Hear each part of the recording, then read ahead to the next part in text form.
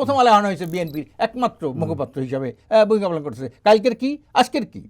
আমরা এই দেশে যারা ক্ষমতায় ছিল ভারতের গোলামি করছে তারা। সৌদি আরব তো ইসলামী দেশ না। তো অবশ্যই আমরা মুক্তিযুদ্ধের পক্ষে, তো যে পুরুষের যে শারীরিক সক্ষমতা, শক্তি জাতির একটা রাষ্ট্রের গুরুত্বপূর্ণ অধ্যায়, সেখানে নারী থাকলে অনেক সমস্যার সৃষ্টি হয়। চর্চায় আজকের অতিথি আশরাফ আলী আকন্দ, উনি ইসলামী আন্দোলন বাংলাদেশের প্রেসিডিয়াম সদস্য। মিস্টার আকন্দ, চর্চাকে সময় দেওয়ার জন্য আপনাকে ধন্যবাদ। আপনাকে আমন্ত্রণ জানার জন্য আপনাকেও ধন্যবাদ ইসলামী আন্দোলন বাংলাদেশের পক্ষ থেকে। আপনার সাথে যখন কথা বলছি, আর 5 সপ্তাহর ভেতরে বাংলাদেশে নির্বাচন হচ্ছে, অত্যন্ত গুরুত্বপূর্ণ নির্বাচন। বহুদিন পর বাংলাদেশে একটা রিপ্রেজেন্টেটিভ ইলেকশন হচ্ছে। এখন আমরা বহুদিন ধরে শুনছি, কয়েক মাস ধরে শুনছি যে ইসলামী দলগুলোর ভেতরে একটা নির্বাচনী জোট হচ্ছে কি? কারণ এখনো পর্যন্ত কোনো নিশ্চয়তা তো আমরা দেখছি না। নির্বাচনী জোট না, এটা রাজনীতিতে নতুন একটা বিষয়, সেটা হলো নির্বাচনী সমঝোতা। জোট আর সমঝোতা একই কথা প্রায় না। জোটের একটা বড় দল থাকে, উনি সিট ভাগাভাগি করে দেয়, এটা 2টা 5টা উনি থাকে। তো সমঝোতা বলতে কি, পার্থক্য কি? সমঝোতা মানে কি? সমঝোতা হলো কেউ করে দেবে না, যে আমরা যেখানে যার অবস্থান ভালো, যে জয়লাভ করতে পারবে, বাস্তবতা নেই, আমরা তাকেই প্রার্থী করব। জোটেও আসলে সেভাবেই আসন নির্ধারিত হয় না, এটা হয় না। জোট একটা থাকে, ওনারাই ক্ষমতায় যাবে। যাই হোক, সমঝোতা হচ্ছে কি? হ্যাঁ, সমঝোতা হওয়ার পথে আছে, আলাপ আলোচনা চলছে, খুব সৌহার্দ্যপূর্ণভাবেই আলাপ আলোচনা চলছে আর কি। না, আলাপ আলোচনা চলছে, বেশি সময় তো নেই। মানে এর মধ্যে হয়ে যাবে। মানে আমাদের দর্শকরা কি নিশ্চিত হতে পারবেন যে সমঝোতা হচ্ছেই? হ্যাঁ। আটকে আছে কোথায়? আটকে কোথাও না, এমনটা না। তো আমরা আরও একটু যাচাই বাছাই জরিপের মাধ্যমে আরও এটাকে আমরা সুন্দর একটা অবস্থা সৃষ্টি করতে চাই, এই জন্য সময় লাগতেছে আর কি। মিডিয়াতে আমরা যেটা দেখতে পাচ্ছি, বড় ধরনের ঝামেলা তৈরি হয়েছে জামাতে ইসলামের সাথে আপনার দলের আইএবির আসন ভাগাভাগি নিয়ে। এরকম দেখছি যে আপনারা চাইছেন 70-এর বেশি, আপনাদেরকে জামাতে ইসলামী বলছে যে বড় জোর 40টা দিতে পারি। এটা কতটুকু সত্যি? এটা সত্যি না। তাহলে সত্যিটা কি, কোথায়? এটা হলো, আমরা বারবার জরিপ করতেছি, কে জিততে কোন দলের প্রার্থী, তার সাংগঠনিক সক্ষমতা কেমন, এলাকার অবস্থা কেমন, এই যাচাই বাছাই করতে সময় লাগতেছে। সরাসরি প্রশ্ন করি, আসলে এখন সরাসরি প্রশ্ন করার সময়, বেশি সময় নেই আর কি। বলেন, কয়টা সিট চান আপনারা? চাওয়ার মতো কেউ নাই, কার কাছে চাবো? সমস্যা হলো এখানে। তারপরেও ভাগাভাগি তো একটা করতে হবে আপনাদের ভেতরে। একটা সম্ভাবনা চলছে 2-1 দিনের মধ্যেই। আপনারা কি 70টা চান? এটা যেটা পত্রপত্রিকায় দেখলাম আমি। 70টা না, কোনো সংখ্যা কিন্তু আমাদের মুখ থেকে আসে নাই। এটা ফেক নিউজ, এটা অনুমান ভিত্তিক নিউজ। কিন্তু আমরা জামাত কোনো পক্ষ থেকে, দেখেন, মানুষ, ভোটাররা, আপনার ভোটাররা কিন্তু একটা ক্লারিটি চায়, হ্যাঁ, একটা পরিষ্কার একটা চিত্র চায়। সুতরাং ক্লারিটি দেওয়াটা এখন রাজনৈতিক দলগুলোর জন্য অত্যন্ত গুরুত্বপূর্ণ। আসলে আপনারা কয়টা সিট চান? না, কয়টা সিট এটা তো আমরা চাই না, কখনো জামাতও চাই না, আমরাও চাই নাই। কি কয়টা দেবে তাও না, আমরা এটাকে সুন্দরভাবে পর্যবেক্ষণ করতেছি, যাচাই বাছাই করতেছি। আর কতদিন? 2-3 দিন। 2-3 দিনের মধ্যে এটা ফাইনাল হয়ে যাবে। জাতির সামনে আমরা যে জরিপ এখন পর্যন্ত হয়েছে, তাতে করে আপনারা কতটা সিটে জিততে পারেন বলে মনে হয়? এইটা নির্বাচনী সমঝোতার উপর নির্ভর করবে। সমঝোতাটা সুন্দরভাবে হলে, আমরা তো 11টা দল নিয়ে সমঝোতা, নির্বাচন 11টা দল। না, আমি আপনার দলের কথা বলি, যে আপনাদের দল ইসলামিক আন্দোলন বাংলাদেশ কয়টা সিটে জেতার, বাংলাদেশে এই নির্বাচনে জেতার সক্ষমতা রাখে? সক্ষমতা, নির্বাচন তো কখনোই স্বাধীনতার পরে কখনো সুষ্ঠু নির্বাচন হয় নাই, এযাবৎ হয় নাই। 91-তে ভালো নির্বাচন হয়েছে, 96-তে হয়েছে, ওইটা কিন্তু 2001-এ হয়েছে। না, আমি বলি ওইটাকে কিন্তু 91 যেটা হয়েছিল, আওয়ামী লীগ বলছে সূক্ষ্ম কারচুপি হয়েছে। আবার 96 যেটা হয়েছিল, বিএনপি বলছে স্থূল কারচুপি হয়েছে। এবং সে বলতে পারে, কিন্তু আমি সাংবাদিক হিসাবে বলছি, বাংলাদেশে 91 সালে, 96 সালে, 2001 সালে গ্রহণযোগ্য নির্বাচন হয়েছে। না, তা কি হয়েছে না, ওটা মেলান হয়ে গেছে, ওইটার চর্চা এখন আর নাই। এটা কখন কি হয়েছিল, কিন্তু এর সার্থকতা, এর বাস্তবতা তখন কিছু ঘটে নাই। 91 সালে নির্বাচনটা সুষ্ঠু হয়েছিল। আমি প্রশ্নটা আপনাকে আবার করি, উত্তর দিতে সুবিধা হবে আপনারা এখন পর্যন্ত, আর মাত্র 5 সপ্তাহ বাকি, আপনাদের কনফিডেন্স কতটুকু আছে যে এই নির্বাচনে আপনার দল এতগুলো আসনে জয়ী হওয়া সম্ভব আপনাদের পক্ষে? না, এইটা তো এখনও আমরা বললাম তো 2-3 দিনের মধ্যেই আমরা এটা ফাইনাল করব, কারণ এটা নির্ভর করে। না, আমি সংখ্যা জানতে যাচ্ছি না, কিন্তু আপনাদের তো একটা ধারণা আছে যে এতগুলো সিটে আমরা জিততে পারি। আমরা তো 100 আসনে 100 A+, না, কথার কথা বলে লাভ নাই। 100 A+, 100 আমাদের, তারপরে B+ আছে, B আছে, C আছে। সো A+ আপনার 100, মানে আপনাদের এই কনফিডেন্স আছে যে আপনারা 100 সিটে জিততে পারেন। জিততে পারে, আমরা নির্বাচনে কন্টেস্ট হবে, জিততে পারবো কি করে, নির্বাচনটা ফ্রি ফায়ার হবে কি না, এখন তো এটা নিয়ে সন্দেহ আছে আমাদের। তাই? হ্যাঁ। কেন এই সন্দেহ কেন? কারণ বিশাল সন্দেহ তো বলেন তো। এখন উনি লেভেল প্লেইং ফিল্ড এটা উনি তৈরি করতে পারলেন না। যেমন এখনও প্রশাসন দেখেন, এই যাদের নমিনেশন বাতিল হইল না, কিছু বাতিল হইল, কিন্তু কেড্য হইল না।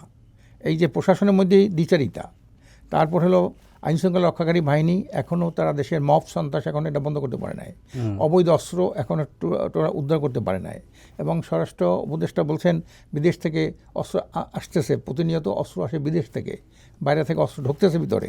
তো এইটা যদি এখনও যদি অস্ত্র ঢোকে ভিতরে এবং অস্ত্র উদ্ধার হয় নাই, এই অস্ত্রটাই তো প্রয়োগ করবে। যেমন হাদি শহীদ হইল, এটা তো হওয়ার কথা ছিল না। আরও একজন বিএনপির একজন প্রার্থী আহত হইল ওই চট্টগ্রামে চকরিয়া না সে কি, তারপর একজন তার সাথে একজন কর্মী নিহত হইল।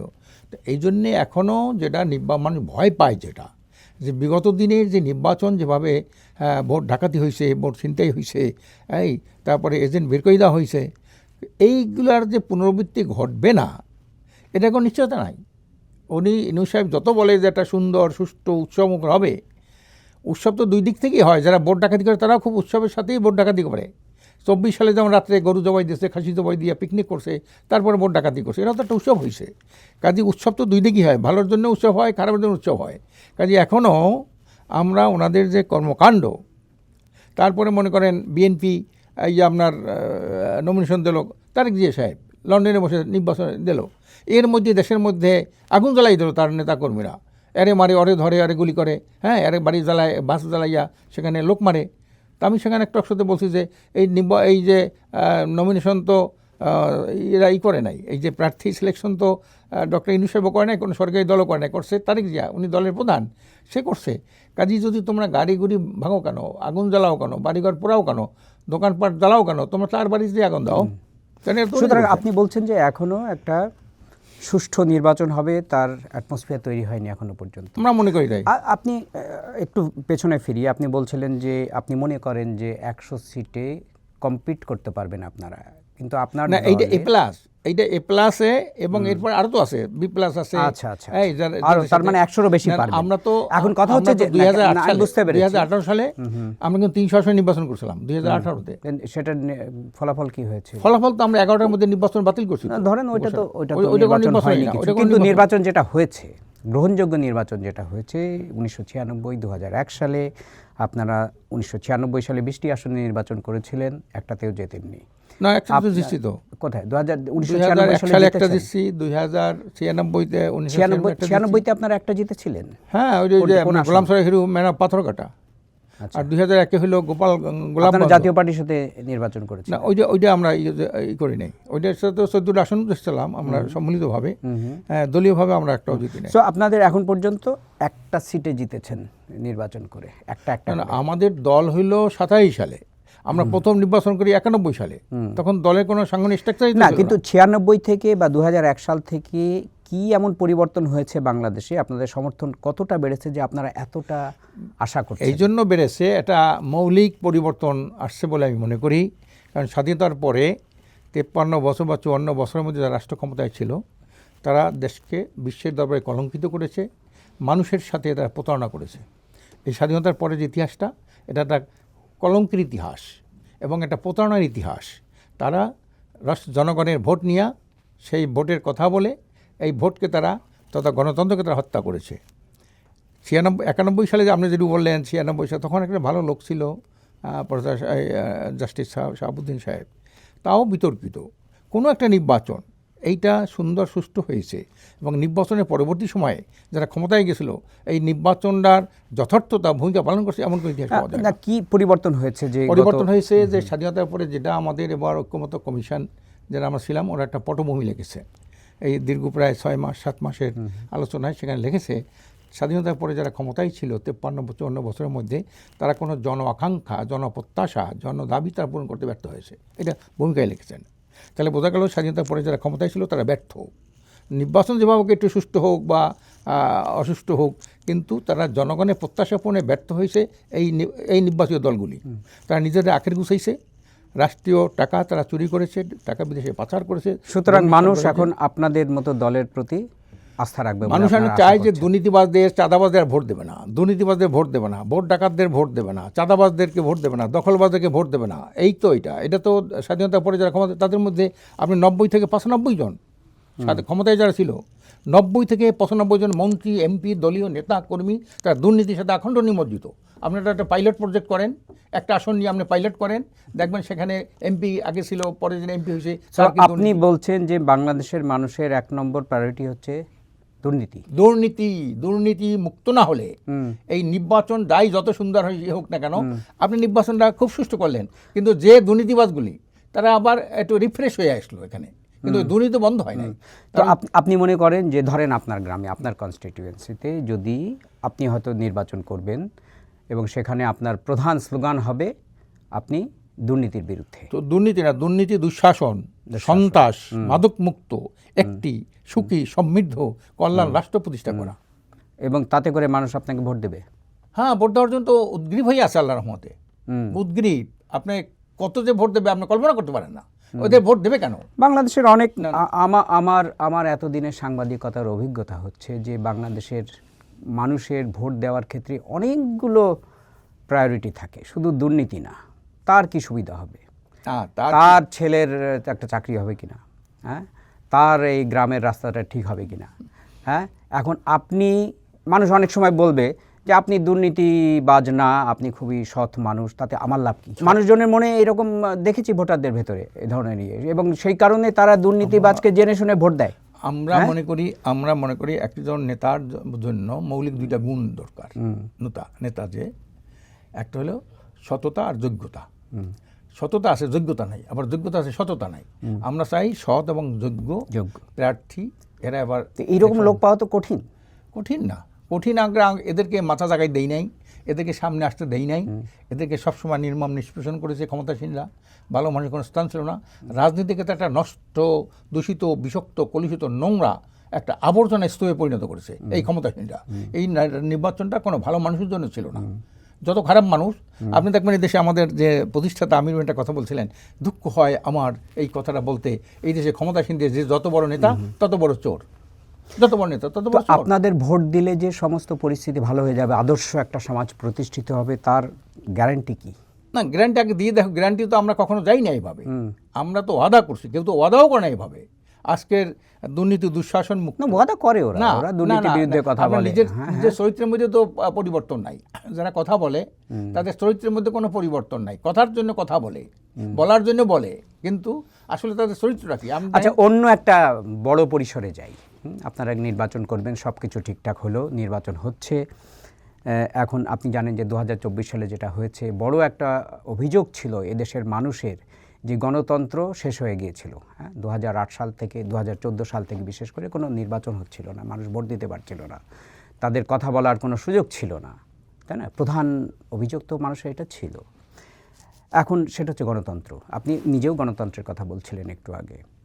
তো আপনাদের কাছে, আপনার দলের কাছে গণতন্ত্রের অর্থ কী? মানে গণতন্ত্র মানে হচ্ছে গণতান্ত্রিক অধিকারের অর্থ কী, মত প্রকাশের স্বাধীনতার অর্থ কী, বা সংখ্যালঘুদের নিরাপত্তা, এগুলো সবই কিন্তু গণতন্ত্রের সাথে সম্পর্কিত।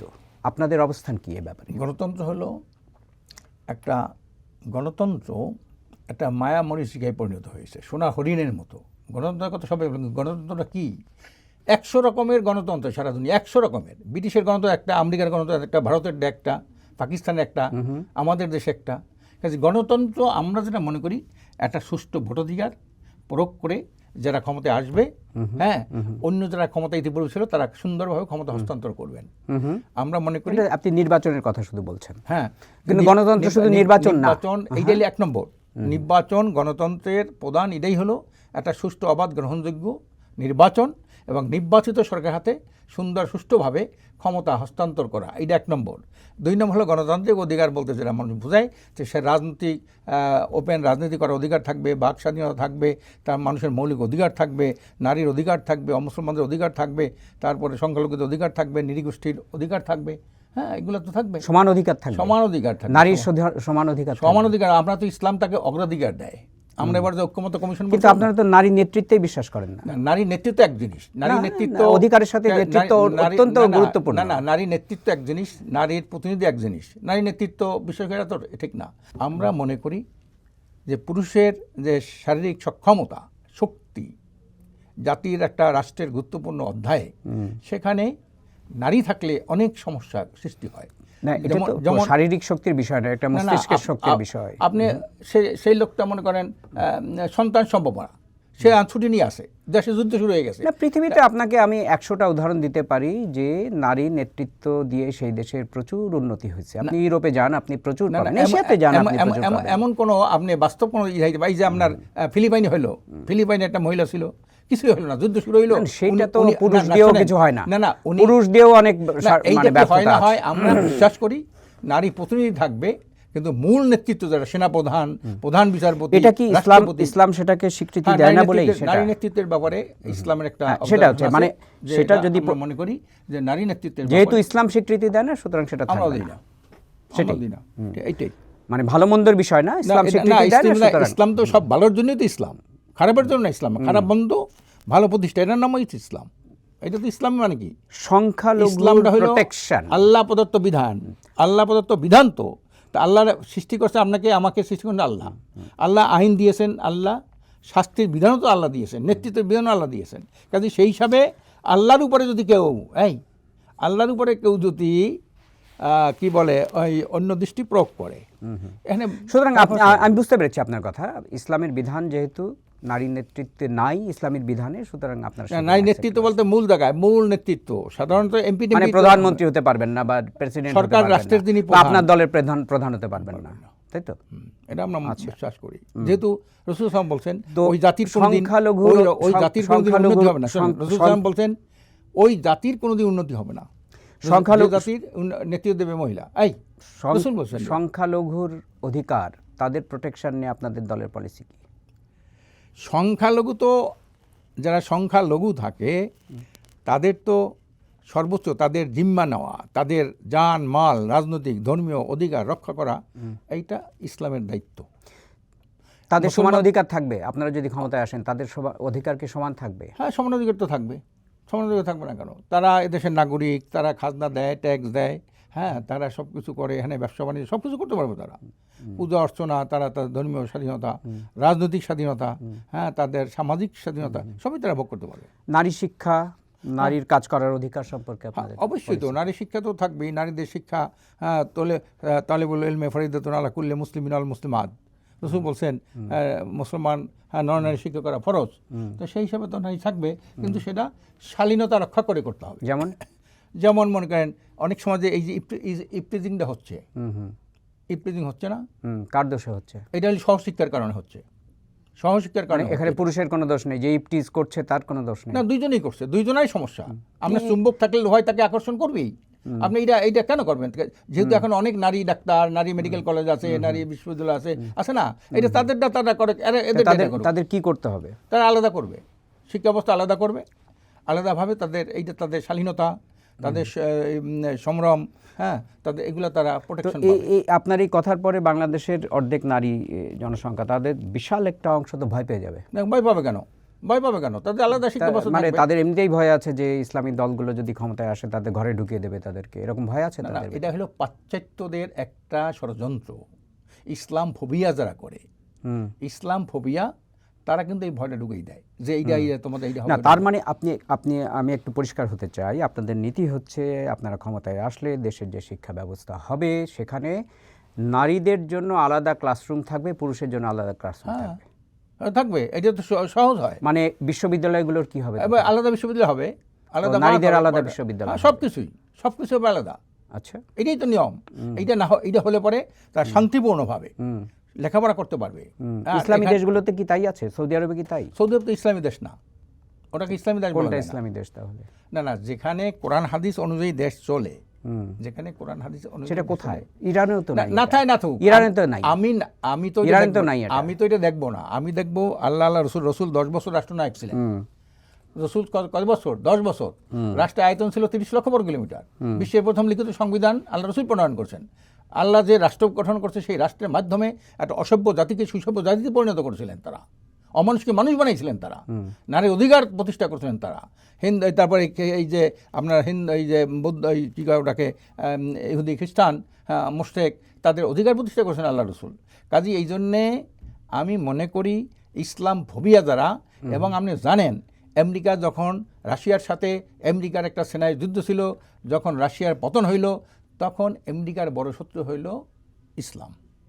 এখন এই ইসলামই হইল, কারণ ইসলামের অর্থনীতি শ্রেষ্ঠ অর্থনীতি, ইসলামী আইন শ্রেষ্ঠ আইন, ইসলামের বিচার শ্রেষ্ঠ বিচার, ইসলামী শিক্ষা শ্রেষ্ঠ শিক্ষা, ইসলামী রাজনীতি শ্রেষ্ঠ রাজনীতি। সেটা আপনাদের দাবি, হয়তো সবাই এটা স্বীকার করে না। না, আমাদের দাবি স্বীকার করে না। আমাদের দাবি অনেক স্বীকার করে না কারা? যারা ওই পশ্চিমাদের ওয়েস্টার্ন মিডিয়ার যারা আধিপত্যবাদের সাম্রাজ্যবাদের এজেন্ট হিসাবে এখানে ওদের এই আদর্শ বাস্তব তারা এটা করে। আচ্ছা, নারীদের কাজের কি ব্যাপারে আপনাদের? হ্যাঁ, সব শালীনতা রক্ষা করে সব কাজ করতে পারবে তারা, সব কাজ করতে পারবে। আদালতে সব অফিস আদালত শুধু সেনাবাহিনীতে ঢুকতে পারবে তারা, সেনাবাহিনী পুলিশ সব জায়গায় ঢুকতে পারবে, কিন্তু শালীনতা রক্ষা করে চলতে হবে তাদের। এই শালীনতার অর্থটা কি? শালীন অর্থ হলো আল্লাহ তাআলা বলছে তুমি ই করে থাকো, পর্দা করো যাতে পুরুষ তোমাকে এভাবে দেখতে না পারে। মানে বোরকা পরে তাদেরকে যেতে হবে। বোরকা তো হেজাব বলে ওটাকে। হেজাব মানে মাহফুজা থেকে হেজাব তো শুধু মাথার চুলটা ঢাকে। হেজাব হলো মাহফুজ, তাকে নিরাপত্তা দেওয়ার জন্য আল্লাহর কোরআনে আয়াত আছে, রসুল বলছে তুমি হেজাব পরিহিত অবস্থায় থাকো যাতে পরপুরুষ তোমাকে দেখে তার মধ্যে কোনো খারাপ চিন্তা ঢুকতে না পারে। আর যত রকমের অঘটন করতেছে, যত রকমের ইফতেজিং বলেন, দর্শন বলেন, খুন বলেন, খারাপই বলেন, এই তারপরে মেয়েদের পোশাকের জন্য সেটা হচ্ছে অনেকটাই তো তাই। একটা বোরকাওয়ালা মহিলাদেরকে ইফতেজিং করছে, বাইট করেন তো। একটা ইফতেজিং, একটা বোরকা পরা মহিলাদেরকে বাইট করছে। সেটা তো যদি শক্ত আইন থাকতো এবং আইনের প্রয়োগ থাকতো তাহলে কেউ সাহস করতো না। না, এটা থাকবে কিভাবে? স্বাধীনতার পরে যারা ক্ষমতায় ছিল, কেউ আধিপত্যবাদের এজেন্ট, কেউ পশ্চিমাদের এজেন্ট হিসাবে। তাহলে একটা দেশের আইন শৃঙ্খলার মানে সত্যিকারের ভাবে না থাকা, আইনের প্রয়োগ না হওয়া, সেটার দায় তাহলে মেয়েদের উপরে পড়তেছে না? কেন মেয়েদের উপরে? আইনের উপরে পড়বে, রাষ্ট্র যারা চালায় তাদের উপরে পড়বে না। আপনি বলছেন যে এই ইফটিজিং হচ্ছে, তার কারণ হচ্ছে মেয়েরা ঠিকমতো শালীনভাবে চলাফেরা করছে না। আলাদাভাবে এইটা তো বাধ্য করেছে এরা। অনেকের কাছে ইফটিজিং তো কোনো পাপ না। পশ্চিমা ওয়েস্টার্ন কান্ট্রিগুলো ইফটিজিং করা, ধর্ষণ করা, তারপরে অবশ্যই পাপ। ধর্ষণ করলে আপনার সাংঘাতিক পাপ। পশ্চিমা দেশগুলোতে নো, পাপই না। কি বলছে পাপ? ওপেন দেশে ফ্রি সেক্স চলে। না, আমি ফ্রি সেক্স চলে, এটা কিসের পাপ? আপনারা যতটা মনে করছেন সেটা না। না, আমাদের ধর্ষণ অসম্ভব পাপ। আপনি যদি কোনো অনুমতি না দিয়ে কোনো মেয়ের গায়ে আপনি টাচ করেন, এটা সাংঘাতিক অনুমতি নিয়ে সাংঘাতিক অপরাধ। বিবাহ ছাড়া অনুমতি নেবেন কেন? না, সাংঘাতিক অপরাধ। আপনি বিবাহ ছাড়া অনুমতি নিয়ে দর্শন করবেন। আচ্ছা, আমরা অন্যদিকে যাই এখন। আরেকটা দেখেন, মেয়েদের দর্শনের উপরে এত কিছু। আপনি এই যে পোস্ট কোয়ার্টারে আপনি লাইসেন্স দেন না? এখানে কি করে? একটা দর্শন হলে 14 বছর জেল, যাবজ্জীবন হয়, ফাঁসি হয় দর্শন করলে। আচ্ছা, দৌলত দিয়ে কি করে? ওখানে কি, ওখানে কামটা কি? পোস্ট কোয়ার্টারের কামটা কি? তো আপনারা এসে এগুলো মানে ব্যান করে দেবেন? আমরা শুধু ব্যান দিয়ে করবো, এগুলো উচ্ছেদ করবো। নারীদের স্বাধীনতা, নারীদের সম্মান, শিক্ষা, নারীর অধিকার, সব কিছুকে আমরা প্রতিষ্ঠা করব সম্মানের সাথে। নারী আমার মায়ের জাতি, নারী আমার বোনের জাতি, মেয়ে আমার মেয়ের জাতি। কাজে এখানে নারীদের নিয়ে কেউ ব্যবসা বাণিজ্য করবে, এটা আমরা করতে দেবো না। আপনি জানেন বোধহয় ওদের রুজির ব্যবস্থা করবেন আপনারা? তার স্বামী আছে না, তো ওনার যদি না থাকে, না হলে তো এটা রাষ্ট্র দায়িত্ব নেবে। পিতা যদি না থাকে, রাষ্ট্র দায়িত্ব নেবে। যারা বিধবা থাকে, অসহায় থাকে, তাদের দায়িত্ব, যারা সামাজিক নিরাপত্তা বলতে যেটা বলা হয়, সোশ্যাল সিকিউরিটি, যেটা এটা রাষ্ট্র করবে। আচ্ছা, আমরা একটু অন্যদিকে যাই। সেটা হচ্ছে যে বাংলাদেশে অনেকগুলো ইসলামী দল আছে। আপনার জামাত ইসলামী, খেলাফত মজলিস, ইসলামী ঐক্যজোট, তারপর আপনাদের দল। হ্যাঁ, তো অন্য দলগুলোর সাথে আপনাদের দলের পার্থক্য কোথায়? পার্থক্য এমন কিছু না। মনে করেন গোশত তো সবাই খায়, কেউ রোস্ট করিয়ে খায়, কেউ জল খায়, কেউ কিমা করিয়ে খায়। ইসলাম তো ইসলামই। ইসলাম কায়েমের কেউ কয়েছে এই পদ্ধতি ইসলাম কায়েম হবে, কেউ বলছে এইভাবে ইসলাম কায়েম হবে। হ্যাঁ, এই নিয়ে কিন্তু মৌলিক কোনো কোরআন হাদিস, তারপরে ইজমা কিয়াস, তারপর হলো রসুল, এ নিয়ে তো কোনো না। ধরেন আমি আপনাকে একটু উদাহরণ দিই। জামাতে ইসলামী এখন কিন্তু বলে না, একেবারেই বলে না তারা, যে তারা ক্ষমতা গেলে এই দেশ শারিয়া আইন মতো চলবে, তারা বলছে না পরিষ্কারভাবে। না তাদেরকে জিজ্ঞেস করা হচ্ছে, তারা বলছে না। হ্যাঁ, না না তো আপনারা কি চান? না, আমরা তো চাই, আমরা বিশ্বাস করি বিগত দিনে যারা রাষ্ট্র চালাইছে তারা ব্যর্থ, তাদের নীতি ব্যর্থ, তাদের পলিসি ব্যর্থ। আপনাদের মতে এই দেশ হবে কোরআন সুন্নাহ মানে শরিয়া আইন মোতাবেক চলবে? শরিয়া আইনই শ্রেষ্ঠ তো আইন। এখানে তো কনফ্লিক্ট হবে আপনাদের ভেতরে। কাদের সাথে? জামাত ইসলাম। কেন? জামাত ইসলাম তো চায় না। না, এটা তাদের কৌশল হতে পারে, কিন্তু তারা যে তাদের এটা লক্ষ্যটাই হলো একামতে দিন, দিন কায়েম করা, এইটা হলো তাদের কথা। তো দিন কায়েম করা মানে শরিয়া কায়েম করা। না, তাহলে আপনাদের সাথে এই দলগুলোর আসলে কোনো পার্থক্য নেই আপনার দলের সাথে? মৌলিক পলিসিগতভাবে হয়তো কিছু থাকে, কিন্তু মৌলিকভাবে কোনো পার্থক্য নাই। তাহলে মানুষ বাঁচবে কি করে? আপনার দলকে বাঁচবে কি করে আলাদাভাবে? আমার কথা শুনবে, এখানে সব কিছু এত বুঝতে পারে, এত কিছু চিনতে পারে, আমার দল কি, আমার লক্ষ্য কি, উদ্দেশ্য কি, আমার নেতাকর্মীরা কেমন, তাদেরটা কেমন, এরা মানুষ বুঝবে না। সেটাই তো আমি জিজ্ঞেস করছি হ্যাঁ, আপনাকে, জানলার যে মধ্যে- আপনাকে অন্য দলগুলোর জায়গায় আপনাকে যে ভোট দেবে, অন্য ইসলামী দলগুলোর জায়গায় কি জন্য দেবে? দেবে ভালো মন্দ, ওই তো বললাম, কেউ আপনি কিমা গোস্ত খায়, একজনে ঝোল খায়, একজনে রোস্ট খায়, খাবেন না? আপনি যেটা পছন্দ করেন ওইটা আপনি খাবেন। তো এর মধ্যে দেখবেন যে এর মধ্যে কথা কাজে কাদের মিল বেশি, কাদের কর্মসূচি ভালো, নেতাকর্মী ভালো, এই তাদেরকে ভোট দেবে মানুষ। ভোট মানে সমর্থন, সাক্ষী দেওয়া, সমর্থন করা, এইভাবে মানুষ ভোট দেবে। এই তো। তো আপনারা যে নির্বাচন করছেন, কিন্তু আপনি আবার পুরোপুরি যদি জেতেন তাহলে এই দেশে একটা ইসলামী শাসন কায়েম হবে, তাই তো? তো ইসলামী শাসন কায়েম হবে। শোনেন, তো ইসলামী শাসন কায়েম হলে তো ইসলামে কি এইভাবে মানে ইলেকশন ডেমোক্রেসি তো ইসলামে অ্যাকসেপ্টেড না? এটা তো ডেমোক্রেসি আমরা বলবো না, এটা তো। কিন্তু আপনারা তো আবার ডেমোক্রেসিক প্রক্রিয়ায় ঢুকতেছেন। না না, ডেমোক্রেসি এইটা তো মতের স্বাধীনতা। রাসূল সাল্লামের ইন্তেকালের পরে যারা খলিফা হয়েছিলেন সেখানে কিন্তু জনগণের সমর্থন নিয়েছিলেন। সেখানে লোক কম ছিল, এইভাবে হাত উঠেই সমর্থন নিতেন, মাথা নাড়িয়ে সমর্থন নিতেন। জনগণের সমর্থন নিয়ে রাষ্ট্র চালানো, জনপ্রতিনিধিত্বমূলক সরকার, এটা ইসলামের বিধান। জনগণের এরা ফেসিস্ট হওয়ার কোনো স্কোপ নাই এখানে। আপনি স্বৈরাচার না, হবেন। তার মানে আমি আবারও বলি, আপনাদের এই জোট ইসলামী জোট, হ্যাঁ, ইসলামী জোট না, মানে ইসলামী আপনারা যে একটা সমঝোতা, ওয়ান বক্স সিস্টেমের সমঝোতা। এই সমঝোতার ভিত্তিতে আপনারা যে নির্বাচন করছেন, হয়তো সিট ভাগাভাগি হবে সেখানে, এবং আপনারা জিতে গেলেন, ঠিক আছে? তো জিতে গেলেন, আপনারা 4 বছরের জন্য 5 বছরের জন্য ক্ষমতায় আসলেন, তো আপনারা আবার নির্বাচন দেবেন? অবশ্যই, গণতান্ত্রিক নির্বাচন। অবশ্যই। তো নির্বাচন তো আমি খারাপ করলে মানুষ আমরা প্রত্যাখ্যান করবে। ইসলাম কি এই ইলেকশন ডেমোক্রেসি বিশ্বাস করে? না না, ইসলাম তো শোনে, আমি বলি, ইসলাম হলো যুগোপযোগী পদ্ধতি, এটা কিন্তু ইসলাম গ্রহণ করে, এটা বাইরে না। যেমন আপনার শরিয়াতে কোরআন হাদিস কোথাও পাবেন না যে একজনের রক্ত একজনের শরীরে দেওয়া জায়েজ কি না জায়েজ, নাই।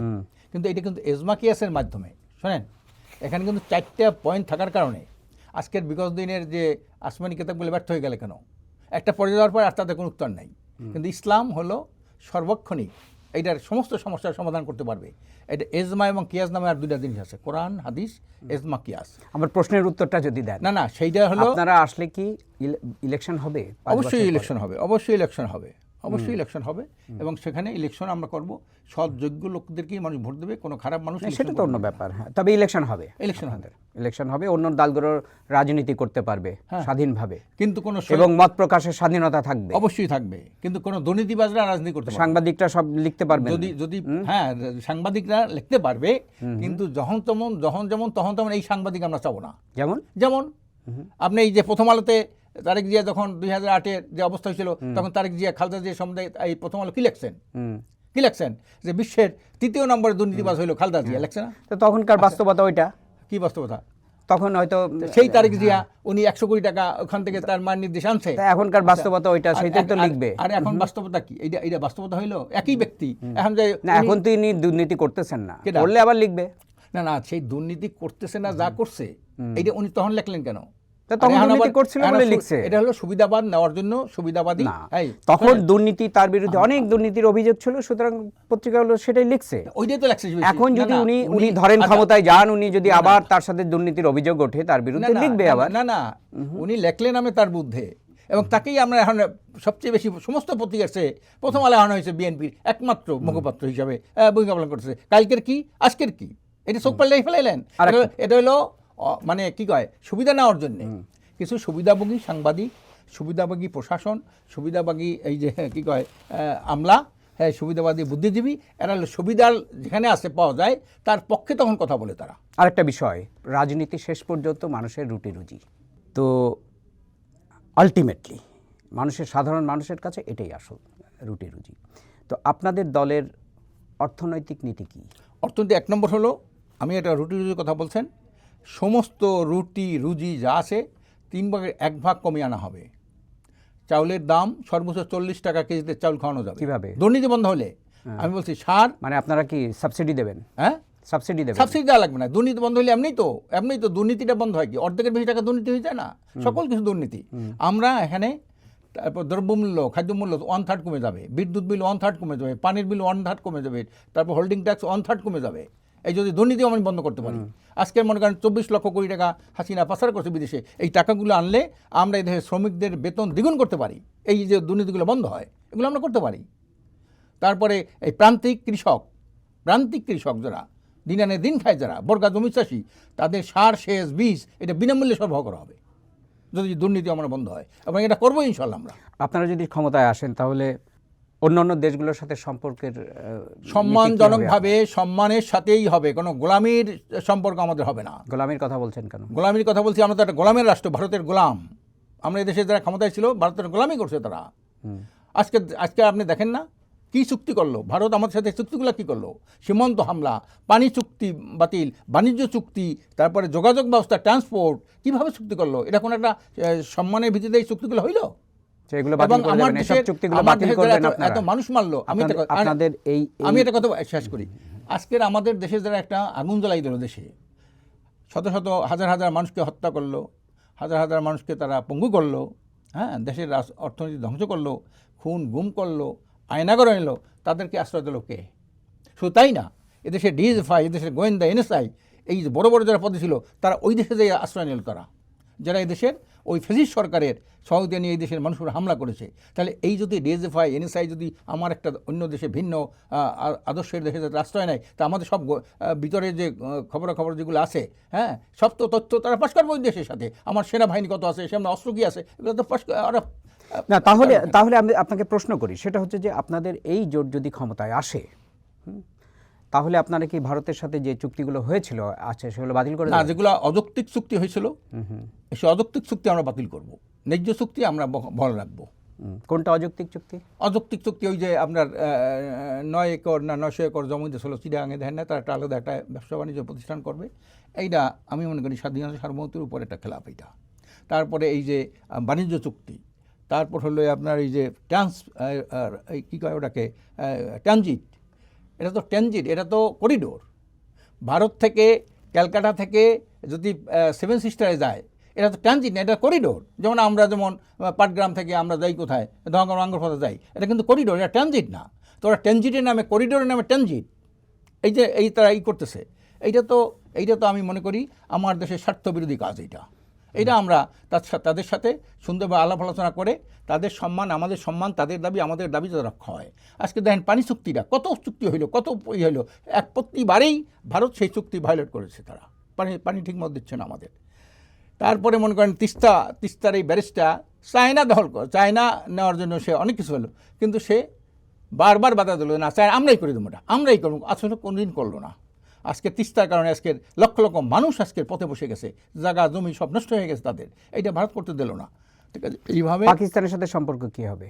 না, পাকিস্তানের সাথে সম্পর্ক, মুসলিম রাষ্ট্রের সাথে সম্পর্ক, মুসলমান সবার সাথেই তো আমাদের ইসলামের একটা পররাষ্ট্রনীতিও কিন্তু আছে। সেখানে সম্মানজনকভাবে, সৌহার্দ্যপূর্ণভাবে আপনি সেখানে আপনি দেখেন, আমেরিকা ব্রিটিশের বিরুদ্ধে যুদ্ধ করছে না? কি যুদ্ধ করছে না? যুদ্ধ করেই তো স্বাধীন হয়েছে। অসীম করছে না, যুদ্ধ করছে না। তা ব্রিটিশের সাথে পাকিস্তানের সম্পর্ক, এই ব্রিটিশের সাথে আমেরিকার সম্পর্কটা কেমন, কী সম্পর্ক?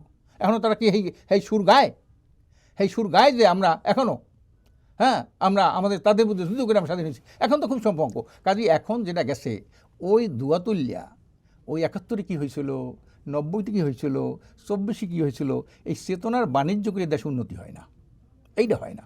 কিন্তু 71-এর স্বাধীনতায় তো বিশ্বাস করেন আপনাদের? কেটা? 71-এর স্বাধীনতায় তো বিশ্বাস করেন, বাংলাদেশের স্বাধীনতায়। অবশ্যই আমরা মুক্তিযুদ্ধের পক্ষে। তো আমাদের ওখানে তো মুক্তিযুদ্ধের ঘাঁটি ছিল, আমাদের চরমনাই যেখানে, ওখানে তো মুক্তিযুদ্ধের ঘাঁটি ছিল, হিন্দুদের আস্তানা ছিল, সব কিছু ছিল সেখানে। আশরাফ আলী আকন্দ, আপনাকে অসংখ্য ধন্যবাদ চর্চাকে সময় দেওয়ার জন্য। আপনাকেও অনেক ধন্যবাদ।